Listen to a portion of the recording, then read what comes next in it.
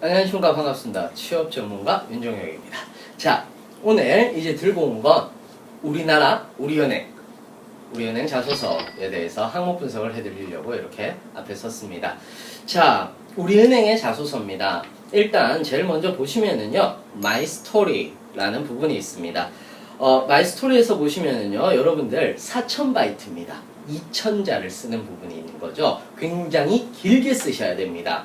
자, 에세이 형태로 쓰라라고 얘기를 했는데요. 보시면요, 제시어를 자유롭게 활용하여, 그래서 도전, 성공, 실패, 지혜, 배려, 행복 뭐 이런 식으로 여러분들이 사용을 해서 본인의 가치관과 삶의 경험을 담은 에세이를 작성해달라라고 이렇게 얘기를 했는데, 마치 뭔가 제시어를 주면은요, 여러분들이 가끔씩 이걸 가지고 말장난을 하려고 하세요. 그러지 마시고요, 굉장히 좀 진중하게 하셔야 된다는 거죠. 반드시 에세이이기 때문에 좀 들어가셔야 되는 부분들이 뭐냐 하면은, 실패한 스토리나 좌절한 스토리를 중간에 넣으면 좋다라는 거예요. 예를 들자면 이런 거예요. 여러분들이 어떤 인생관에 대한 얘기를 쓰는 거죠. 인생관을 쓰는 거예요. 여러분들의 가치관, 인생관 이런 것들을 쓰는 거거든요. 내가 사물을 바라보는 관점, 또는 내가 인생을 살아나가는 데 있어서의 기준, 뭐 이런 것들이에요. 아주 쉬운 것들이에요. 사실은 뭐 여러분들이 사람을 만났을 때의 기준, 그 다음에 여러분들이 뭐 연애를 할 때도 인생관이라는 그 연애관이라는 게 있고, 또는 이상형이라는 게 있잖아요. 우리 또 살아가면서도 인생관 이런 것들이 분명히 있듯이 그런 것들을 여러분들이 써주라는 거예요. 그리고 그 뒤에 무엇을 써줘야 되느냐? 그 인생관이 나타나게 된 계기를 써주는 거죠. 그 계기를 써주고, 성장 배경하고는 다릅니다, 여러분. 그 계기를 써주는 거고, 그 계기대로 그 계기로 인해서 내가 뭔가를 해봤더니 뭔가 실패하더라는 거야. 바로 성공을 할 수는 없죠. 그럼 재미가 없어요, 여러분들. 에세이는 기본적으로 실패 구도가 들어가 있어야 돼요.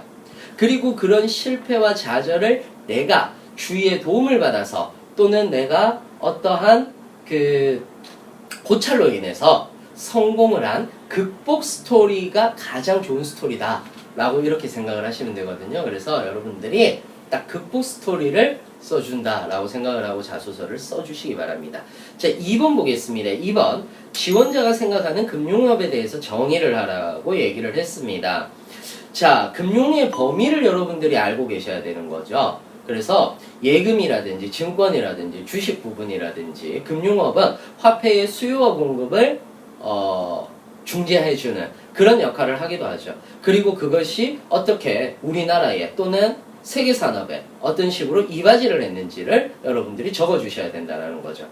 자, 1500자 이내이기 때문에 이 부분들도 조금 길게 써주셔야 되기 때문에 이렇게 써주시는 겁니다.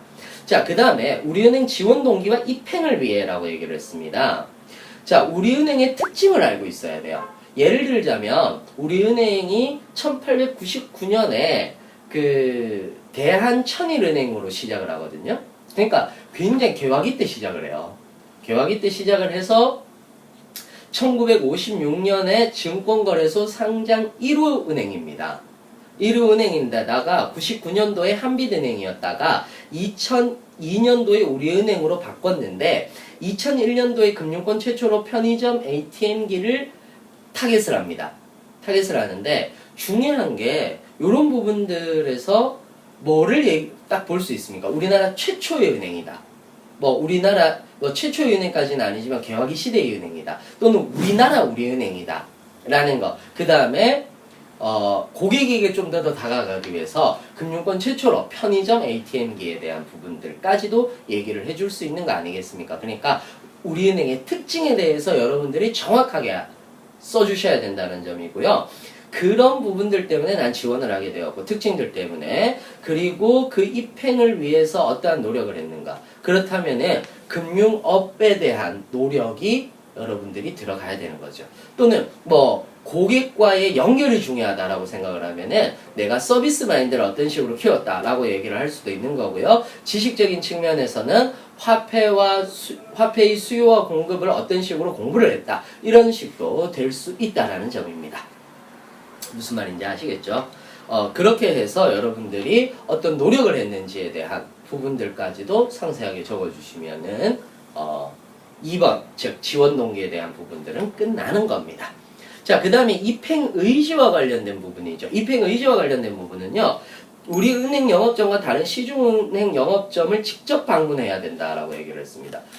직접 가보셔야 되는 거예요, 여러분들.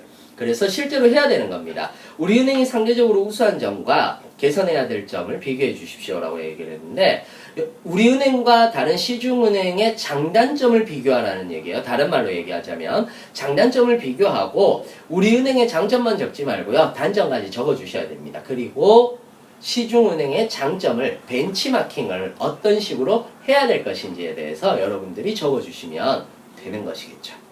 아시겠습니까? 이런 부분들 꼭 알고 계셔야 되는 겁니다.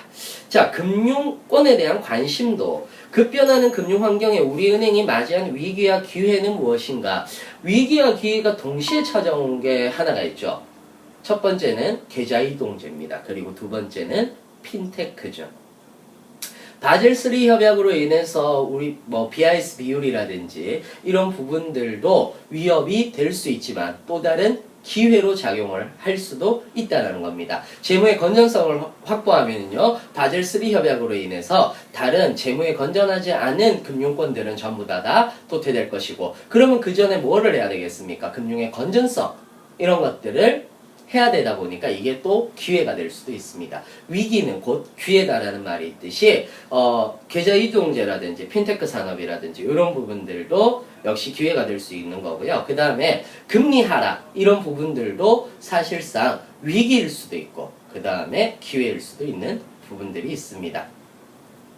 그 다음에 변화된 금융 환경에 우리 은행이 대응해 나가야 될 방안, 즉 투자 상품을 어떤 식으로 개발해야 되는 거고 고객의 편의성을 어떤 식으로 제공해 줘야 되는 거며 고객의 어떤 상품들을 어떤 식으로 만들어 주어야 되는가, 이런 부분들이 고객 유치를 위해서 무엇을 해야 되는가, 이런 부분들이 가장 중요한 핵심 포인트가 될 거니까 이 부분 놓치지 마시고 여러분들 적어주시기 바랍니다.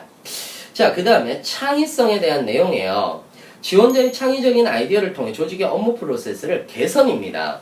여기에서도 여러분들 공동체 생활하면서 바꾼 점을 얘기를 하면 되는데 중요한 함정이 있어요. 뭐냐 하면은 뒤집었다는 안 돼요. 어떠한 조직에 대해서 이런 제도가 있었는데 이 제도를 모두 없애고 내가 새로운 제도를 만들었다, 이러면 안 돼요. 이건 창의성이 아니거든요. 조직에 대한 개선을 위해서 수정 보완했다 정도로 여러분들이 해주셔야 된다는 점입니다. 아시겠죠? 자, 그 다음에 마지막입니다. 인문학적 소양이네요. 자, 지침서로 삼을 만한 책 한 권을 추천해달라고 얘기를 했으니까 여러분들이 직접 읽어야 되는 책들입니다. 저는 읽은 책이 없는데요. 지금 여러분들 바로 서점으로 뛰어가시기 바랍니다. 자, 그 중에서 자기계발 도서라든지 또는 가벼운 에세이 부분은 좀 제외해주세요. 얇은 책 중에서도요, 굉장히 심오한 책들, 인문학 책들 많거든요. 인문학 도서나 역사 코너 이런 부분들로 가서요, 여러분들이 읽고 싶을 만한 책, 작은 책, 총균세 이런 건 안 됩니다. 너무 두꺼워요. 그러니까 좀 얇은 책들, 이런 책들을 선정하셔서 여러분들이 나는 이런 부분들을 이야기를 해주고 싶다라고 해주시면 됩니다. 아시겠습니까? 자, 그래서 뭐를 뺀다? 자기계발서나 가벼운 에세이는 좀 제외를 시켜주는 것이 좋겠다는 점 명심하시고, 자, 여러분들 저는 이제 오프라인에서 또 뵙도록 하겠습니다. 감사합니다.